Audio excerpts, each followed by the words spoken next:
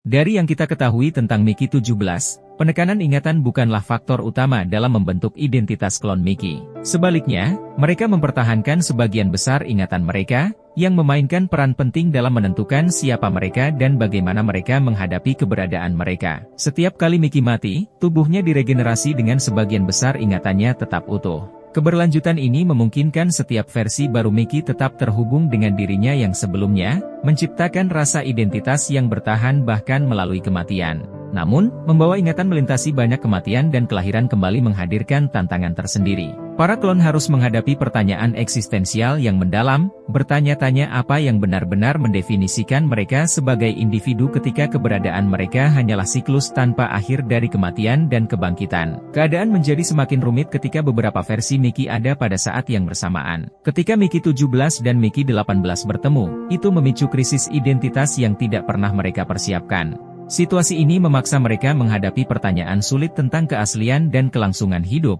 terutama karena keberadaan mereka secara bersamaan seharusnya tidak pernah terjadi. Bagaimana ingatan membentuk identitas dalam Mickey 17?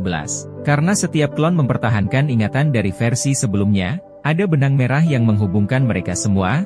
I don't like you, but I'm you. Meskipun mereka ada sebagai makhluk fisik yang terpisah. Keberlanjutan ini memperkuat rasa diri, memungkinkan setiap versi Mickey merasa terhubung dengan yang sebelumnya. Setiap klon juga mengembangkan sifat unik berdasarkan pengalaman pribadinya, yang memunculkan pertanyaan eksistensial mendalam. Jika setiap klon mengingat dirinya sebagai Mickey, apa yang sebenarnya membuat mereka individu yang unik? Dalam masyarakat yang menganggap mereka sebagai sesuatu yang dapat dibuang, ingatan menjadi mekanisme bertahan yang sangat penting.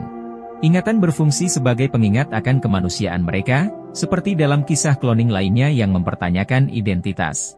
Selain itu, ingatan juga mendorong pertumbuhan pribadi. Meskipun setiap Mickey dimulai dengan identitas dasar yang sama, pengalaman mereka yang berbeda membentuk mereka dengan cara yang unik seiring waktu.